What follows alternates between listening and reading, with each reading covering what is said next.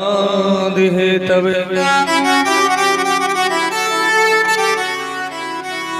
तापत्र विनाशाय श्री कृष्णाय वयं नमः।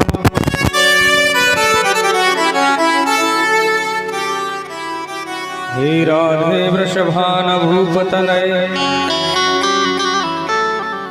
हे पूर्णचंद्रानने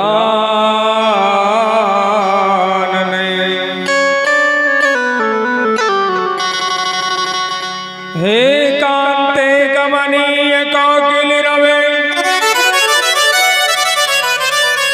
वृंदावनाधीश्वरी राधा मेरी स्वामनी में राधे तिरुदास जन्म जन्म मोहि दीदियो श्री चरण को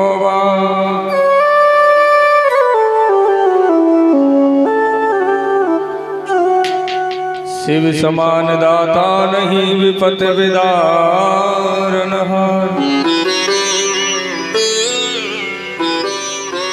लज्जा मोरी राखियो सुनंदी के असवा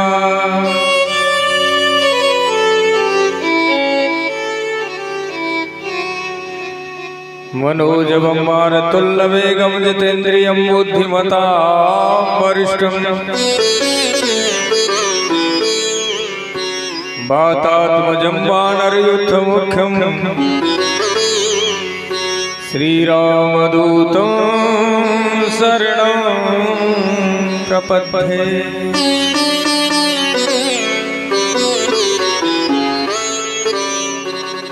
कथा सिरु अब होत है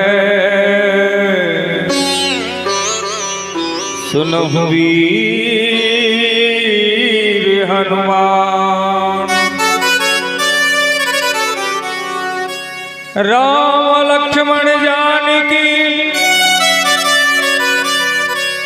सदा करो कल्याण।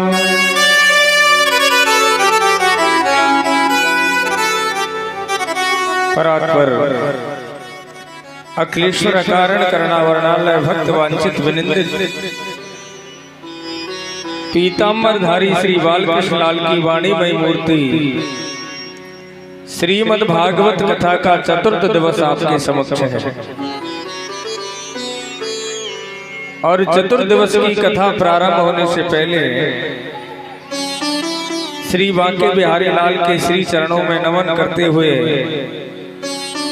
ग्राम देवता स्थान देवताओं के श्री चरणों में नमन करते हुए बस्ती माता के श्री चरणों में नमन करते हुए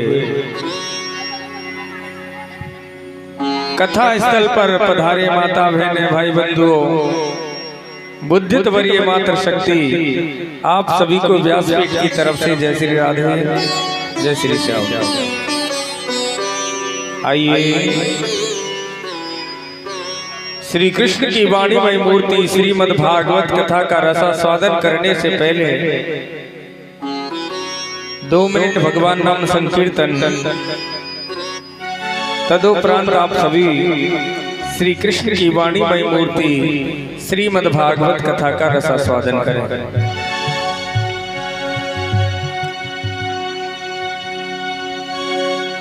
तीनों लोकन सोहनारी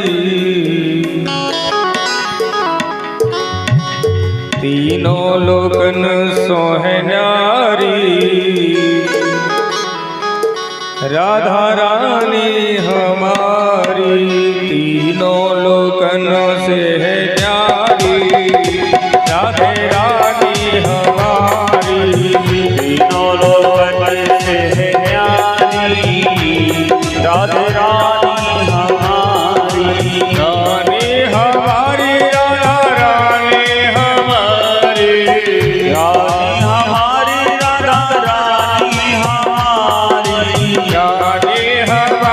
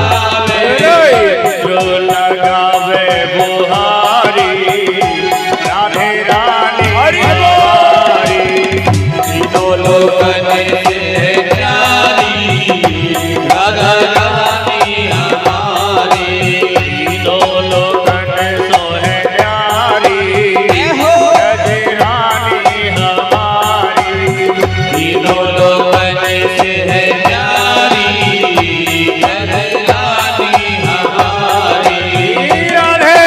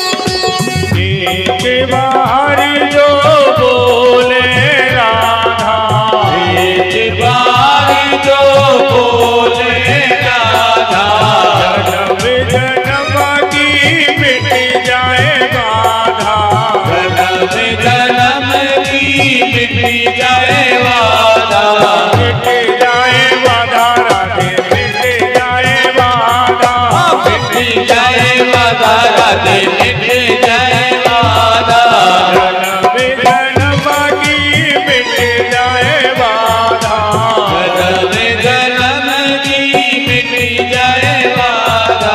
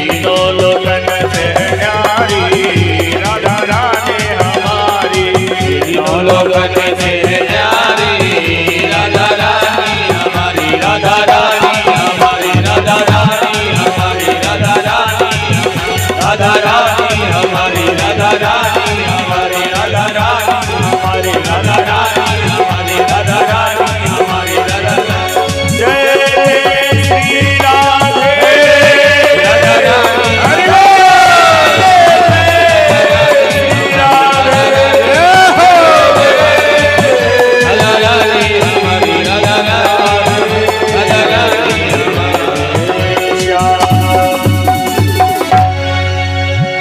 भागवत भगवान की जय। श्री परीक्षित जी महाराज की जय। श्री वेदव्यास जी महाराज की जय। श्री बिहारी जी महाराज की जय। वीर सिंह बाबा की जय। जय जय श्री राधे श्याम।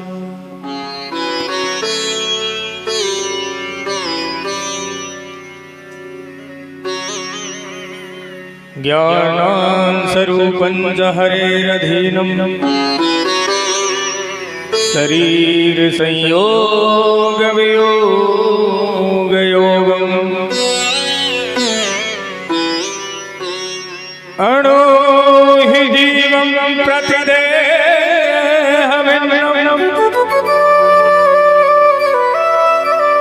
ज्ञाता त्वन्तं यदिदं तमाहु।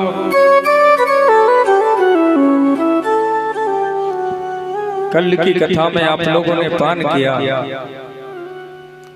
स्वयं नारायण के अंश अवतार माता अदिति के गर्भ से वामन भगवान गुरु बृहस्पति के आदेश से राजा बलि के यहाँ पहुंचे और राजा बलि के यहाँ पहुंच करके राजा बलि से भगवान ने 3 पग भूमि दान में मांगा और राजा बलि ने अपने शरीर सहित 3 पग को पूर्ण किया। लेकिन जब भगवान ने कहा कि बलि तूने हमें सर्वस्व दिया, लेकिन हमारा फर्ज है कि अब भी तुम हमसे कुछ मांगो। और बलि ने संकल्प करा के भगवान से मांग लिया कि भगवान आप मेरे द्वार पर डौडीवान बन करके रहे। प्यार से बोली राधे राधे। डौडीवान बन करके रहे तो भगवान बन गए।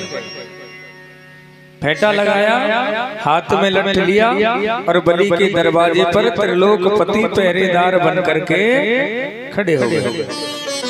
ये भक्त और भगवान का भाव है। नारद के द्वारा माँ लक्ष्मी को बताया। काफी समय जब भगवान को हो गए, वैकुंठ ना पहुंचे, तो नारद ने कह दिया कि माता अब भगवान आने वाले नहीं है।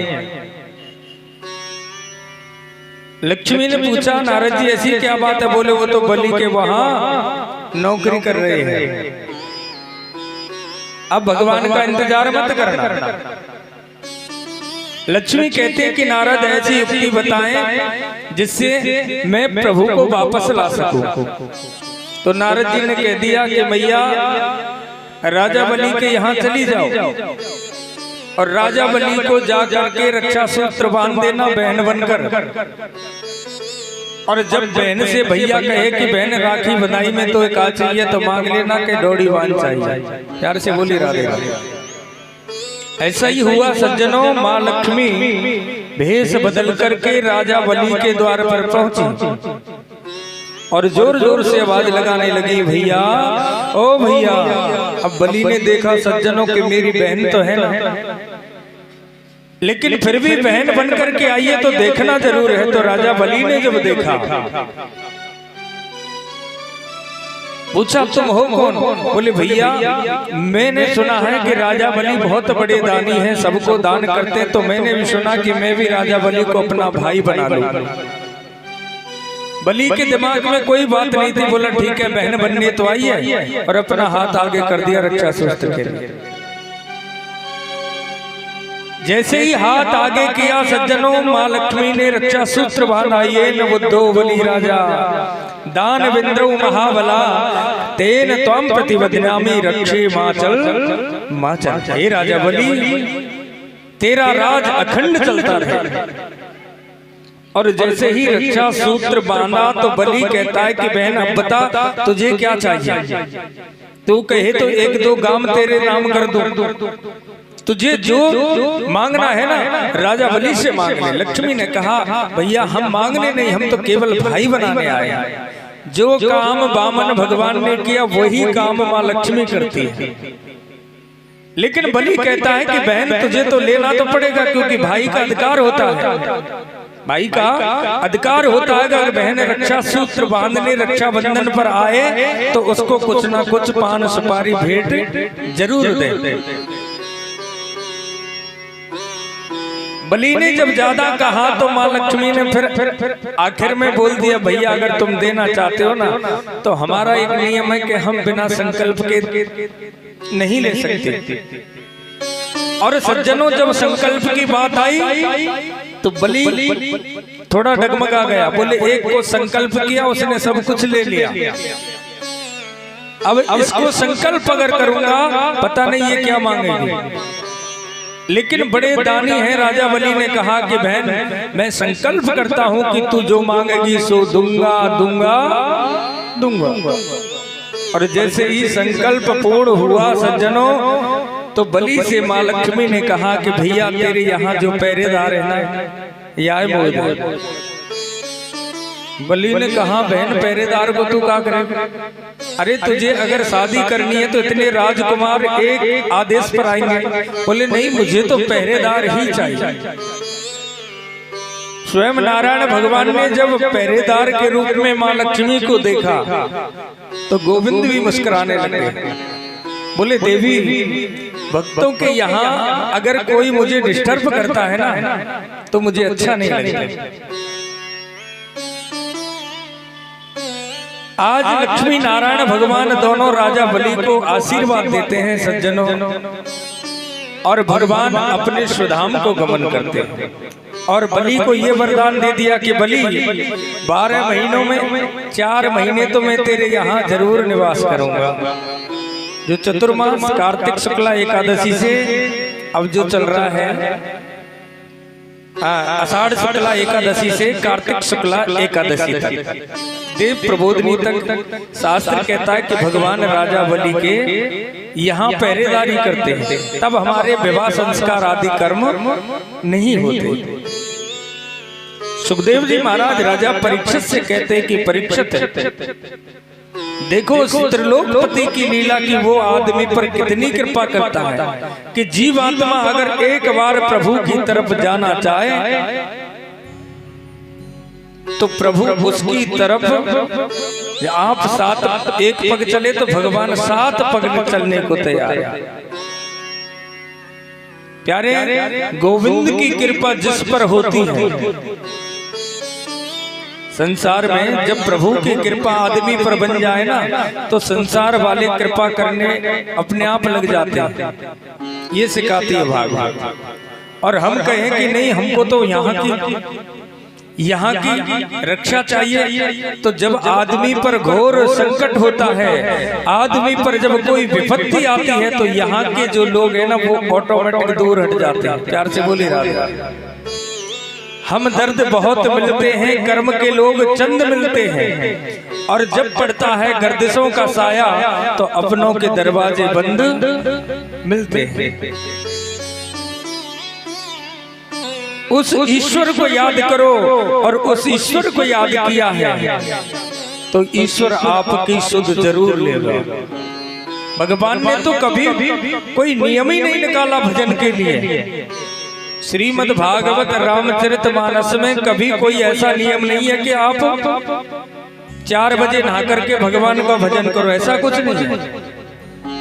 रामचरितमानस के अंदर एक बाबा रामचरितमानस में लिखा है बाबा ने कि भावी कुभावो अलख आलस हो, नाम जपते मंगल दिस दसहु। नाम जपत मंगल दिस दसहु। श्री राम जय राम जय राम। बोलिए श्री राम जय राम जय जय राम। श्री राम जय राम जय जय राम।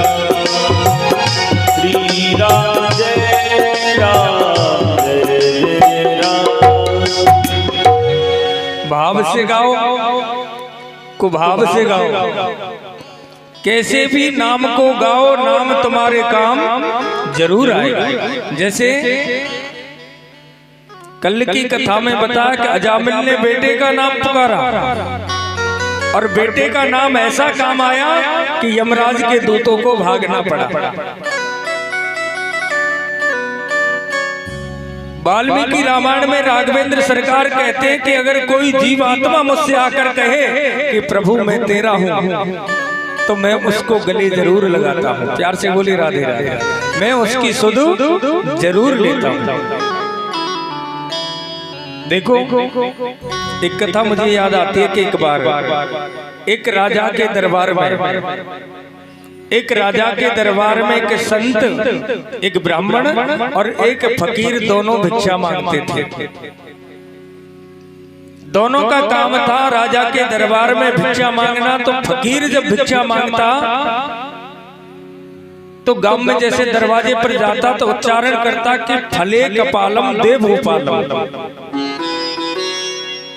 जिस दरवाजे पर फकीर जाता तो कहता कि फले कपालम दे भूपालम, कि मुझे तो भूपाल नाम का राजा ही देता है। उस नगर का जो राजा था उसका नाम था भूपाल।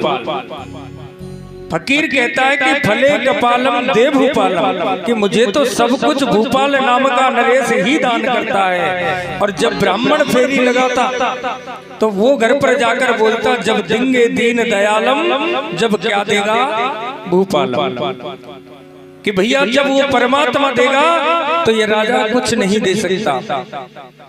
काफी समय हो गया। एक दिन उस फकीर ने राजा से शिकायत की कि महाराज, आपके राज में रहकर एक ब्राह्मण किसी और परमात्मा के नाम से भिक्षा करता है।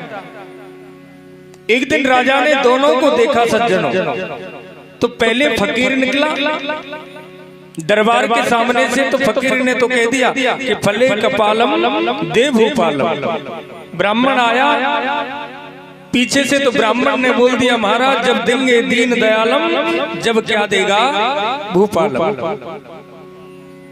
तो राजा को भी टेंशन हो गई, राजा को चिंता हो गई। और राजा कहता है कि मैं देखता हूं इसका दीनदयाल इसको कैसे देता है। एक दिन राजा ने सज्जनों एक तरबूज मंगाया और तरबूज से उसका अंदर का मसाला बाहर निकाल करके उसमें सोने की मोहरें भरी और उसके ढक्कन को वापस लगाया।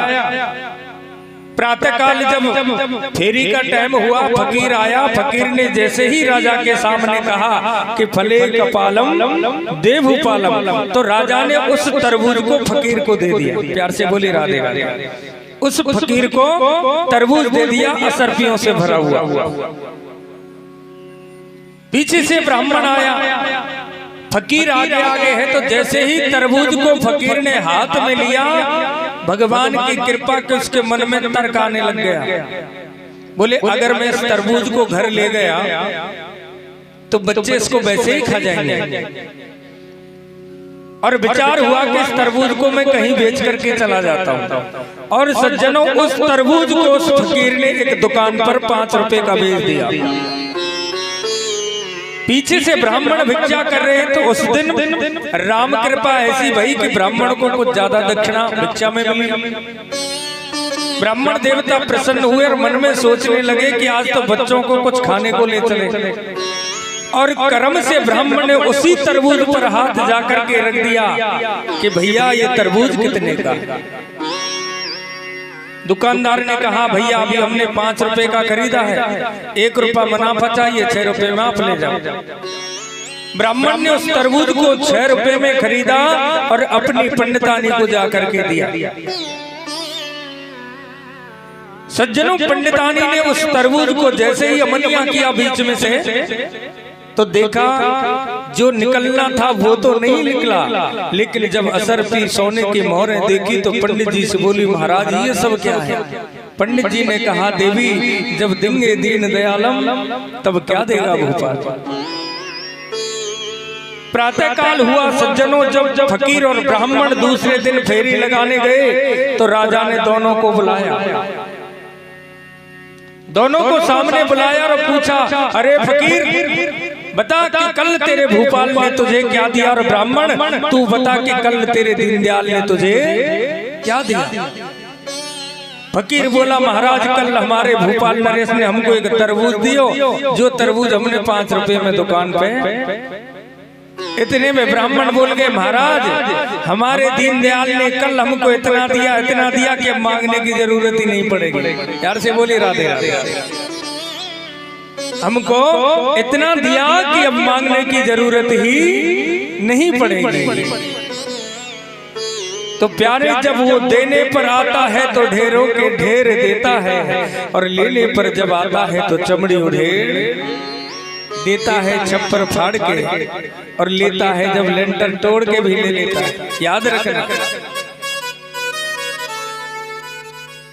कि करता रहमत की बरसात है, करता रहमत की बरसात है,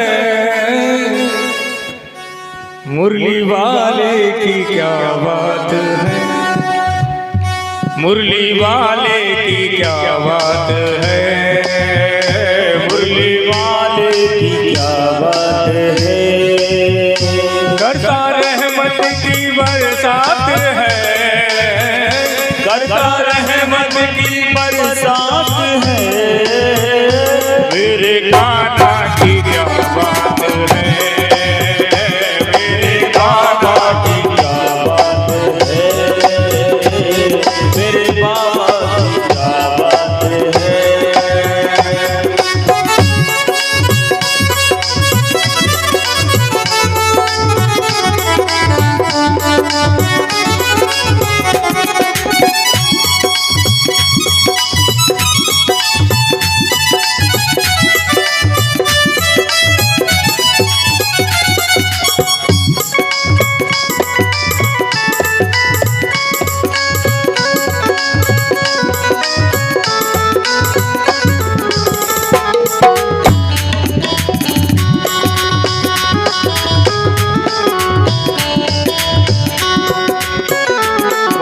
हरि नाम हाथों में हड़ताल है, मुख में हरि नाम हाथों में हड़ताल है, भक्त निर्धन के काटे सब जंजाल है, भक्त निर्धन के काटे सब जंजाल है, भक्त निर्धन के काटे सब जंजाल है, भक्त निर्धन के काटे सब जंजाल है। हरे नरसी का जब भात है, हरे नरसी का जब भात है, एक बार दोनों हाथ उठा करके, भरे नरसी का जब भात है, भरे नरसी का जब भात है, मुरली वाले की क्या बात है, मुरली वाले की क्या बात है, मुरली वाले की क्या बात है।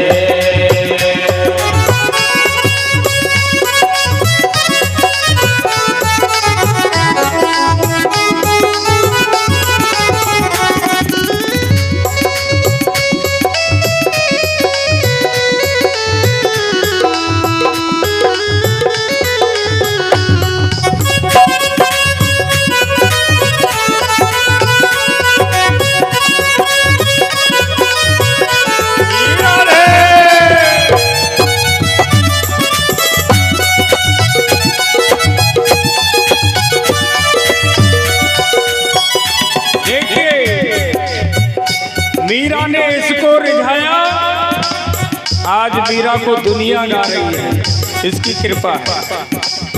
गजराज ने कभी स्कूल का मुख तक नहीं देखा, लेकिन इसके दीवाना गजराज हो गया। प्यार से बोली राधे राधे। और देखो हिंदुओं की तो बात छोड़ो, एक बार रसकान जी वृंदावन आए, रसकान वृंदावन में आए और जो ही बांके बिहारी का दर्शन किया, बांके बिहारी की छवि को देख करके घायल हो गए। और बादशाह ने खूब बुलाया लेकिन वृंदावन छोड़कर नहीं गई।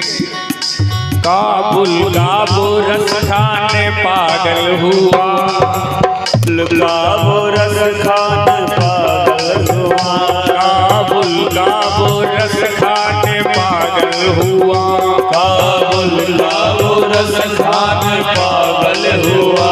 देख बाके बिहारी को घायल हुआ, देख बाके बिहारी को घायल हुआ, देख बाके बिहारी को घायल हुआ, देख बाके बिहारी को घायल हुआ। करता रहमत की बरसात है, करता रहमत की बरसात है। मेरे गाना की क्या बात है, मेरे गाना की क्या बात है, मेरे गाना की क्या बात है, मेरे गाना की क्या बात है। करता रहमत की बरसात है, करता रहमत की बरसात है। मुरली वाले की क्या बात है, मुरली वाले की क्या बात है, मुरली वाले की क्या बात है, वाले की क्या बात है, मुरली वाले की क्या बात है, की क्या बात है, मुरली वाले की क्या बात है, मुरली वाले की क्या बात है, मुरली वाले की क्या बात है। मुरली वाले की क्या बात है। वो श्याम अगर जीव आत्मा उसको याद करे तो परमात्मा सुध लेना कभी नहीं भूलता है।